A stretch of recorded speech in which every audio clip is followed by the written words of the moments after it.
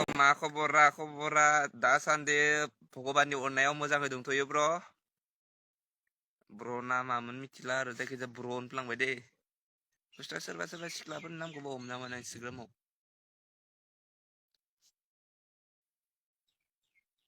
जायख्लं जे आर रोङासिनो नायाबा हरोमोन दे जाखांबाय नामा ब्र जाखांबाय फुंनि जाखांबाय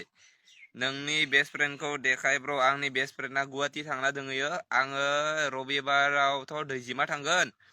बेनिफ्राय रबिबारनि उनाव आं गुवाहाटि थांगोन नोंथांमोना गुवाहाटिनि भिडिअ नुनो मोनगोन